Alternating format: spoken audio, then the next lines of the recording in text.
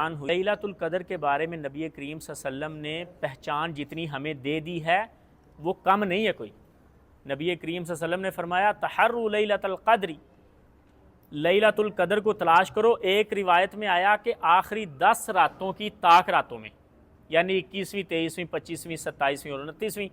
دوسری روایت میں آیا کہ آخری 7 راتوں کی طاق راتوں میں، دونوں بخاری شریف کی روایات۔ اب ایک تو پہچان یہ ہوگی کہ پورے سال میں سے اللہ رب العزت نے ہمیں وہ 5 راتیں دی، اب ان 5 راتوں میں ہمارا حق بنتا ہے کہ ہم لیلۃ القدر کو تلاش کریں۔ پھر بھی نبی کریم صلی اللہ علیہ وسلم نے چند علامات بیان کر دی ہیں جو میں نے آپ کے سامنے آج جمعے میں پیش کی تھی کہ اس رات بارش ہونے کا امکان ہے۔ اس رات یہ نبی کریم صلی اللہ علیہ وسلم نے فرمایا کہ موسم جو ہے وہ نہ زیادہ ٹھنڈا ہوتا ہے نہ گرم ہوتا ہے، درمیانہ موسم ہوتا ہے، اور نبی کریم صلی اللہ علیہ وسلم نے فرمایا کہ اگلے دن کا سورج جو ہے وہ بہت زیادہ تپش کے ساتھ روشن نہیں نکلتا، سرخی مائل نکلتا ہے۔